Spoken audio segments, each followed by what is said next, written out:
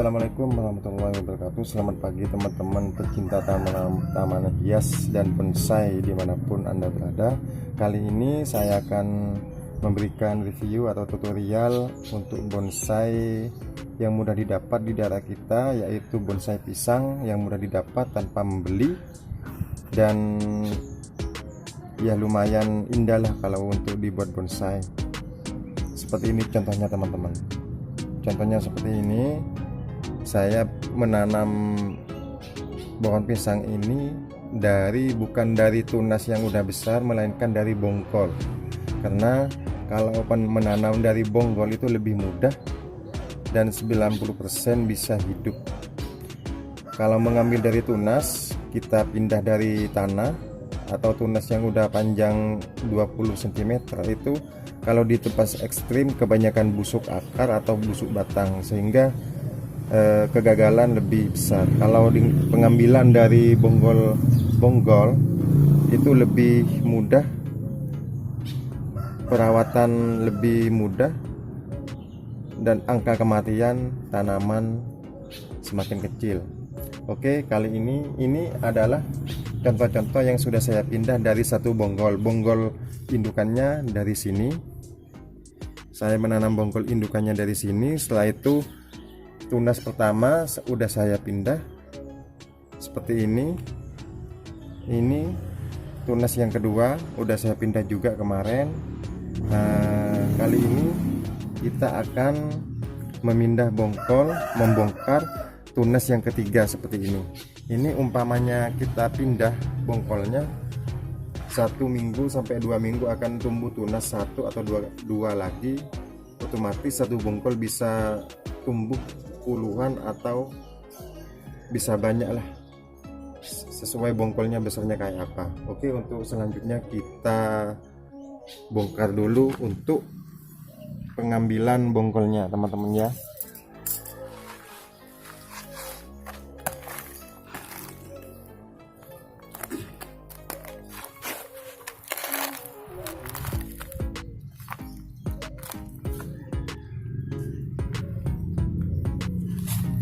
Bisa kita lihat bonggol pisangnya seperti ini teman-teman. Ini bonggol pisang, gak usah dicacah, cuman ditanam aja pakai media tanah atau pasir, bisa juga dengan sekam. Ini adalah akar-akarnya yang udah tumbuh, akar-akar baru. Kalau menanam bonggol otomatis lebih angka tumbuhnya lebih besar daripada penanaman bonggol yang udah dicacah. Soalnya kalau penanaman bonggol dari satu bonggol besar, nutrisi tanaman yang akan tumbuh lebih besar. Soalnya pertama-tama kan sebelum tumbuh akar, tunas akan memakan nutrisi di bonggol ini. Setelah tumbuh akar, baru nutrisi diambil dari akar sama bonggol juga. Ini adalah bonggol yang saya tanam kemarin, cukup kecil, gak begitu besar seperti ini. Sekarang kita akan potong teman-teman ya, untuk mengambil tunasnya. Ini bonggolnya. Dalam pemotongan tunas ini, meskipun tidak ada akar tidak masalah, yang penting disisakan bonggol yang agak besar untuk menyuplai nutrisi yang ada di tunas pisang ini. Jangan khawatir, ini setelah kita potong, kita pindah tanam, bonggol ini akan menumbuhkan tunas 1 atau 2 lagi. Otomatis satu bonggol ini bisa puluhan juga. Lumayan lah buat mainan anak-anak, pecinta tanaman hias.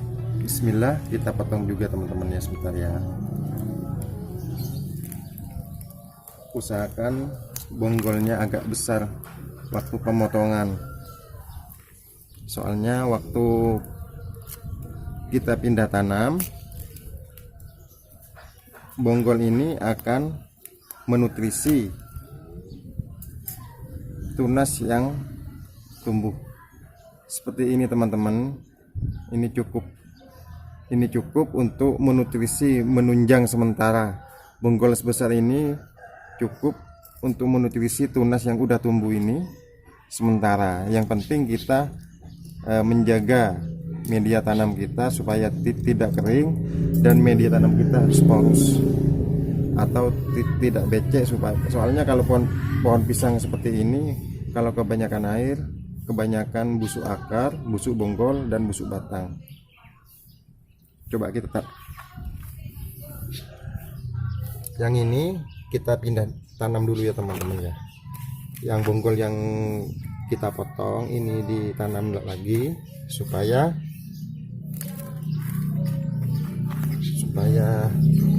besok-besok 1 minggu atau 2 minggu bisa tumbuh lagi.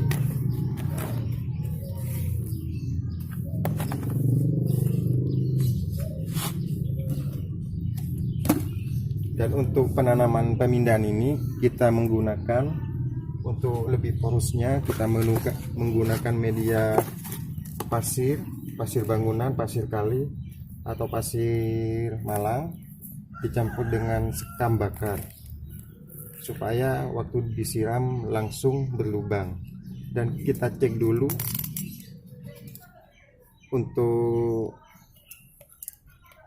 potnya, lubang kita cek dulu supaya berlubang, supaya waktu penyiraman tidak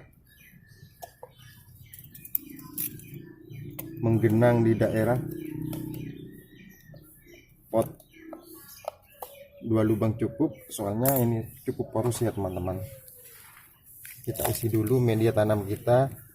Kali ini saya akan menggunakan yang kecil dulu supaya daunnya mudah perawatan dan daunnya enggak begitu besar. Kita menggunakan pot ukuran 10 cm. Bismillah, kita tanam.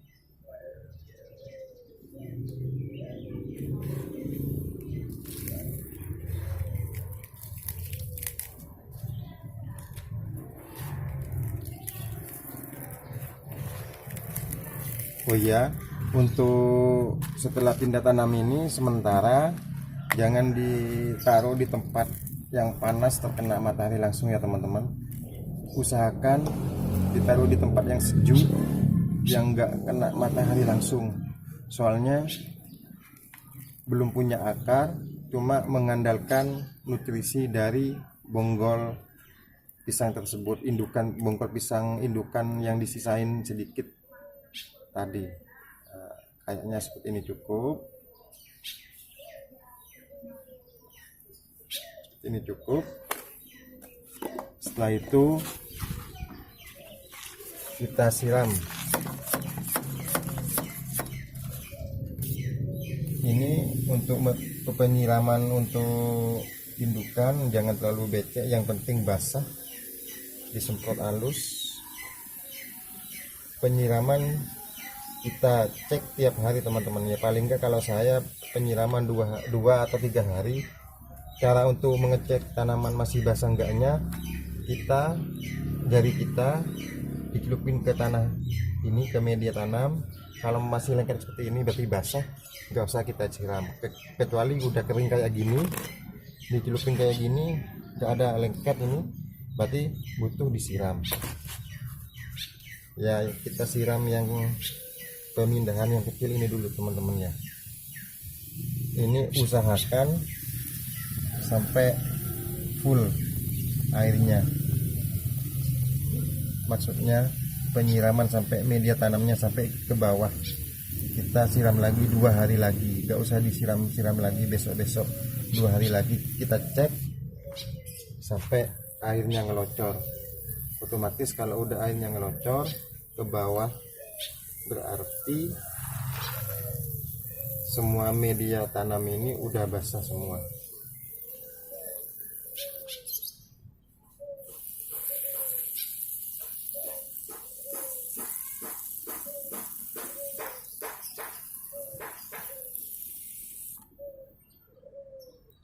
Masih diserap, soalnya masih kering semua. Kita usahakan airnya maksimal, soalnya masih baru Saya rasa segini cukup. Indukannya kita siram lagi. Biasanya 1 minggu udah keluar tunas pertama, minggu kedua bisa keluar tunas kedua sama ketiga. Contohnya hasilnya seperti ini teman-teman, seperti ini. Nah, kita siram juga. Ini adalah tunas yang pertama yang diambil dari indukan ini juga. Ini yang kedua, itu udah 2 minggu, ini 1 minggu.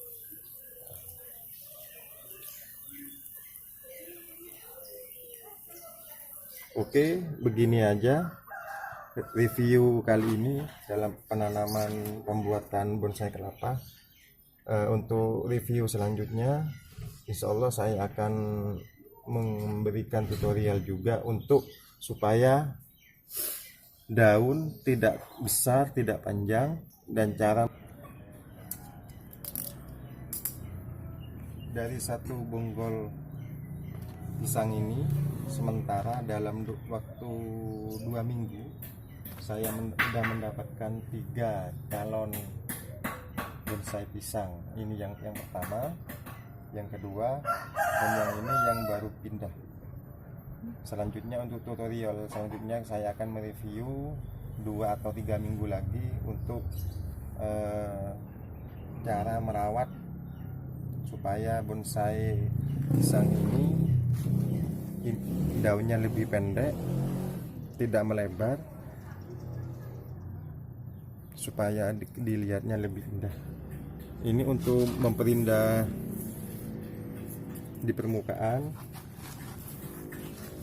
Bisa kita taruh pasir malang yang agak kasar. Begini teman-teman, kita semprot lagi. Oke, terima kasih telah mampir di channel saya. Jangan lupa subscribe, share, dan like ya teman-teman.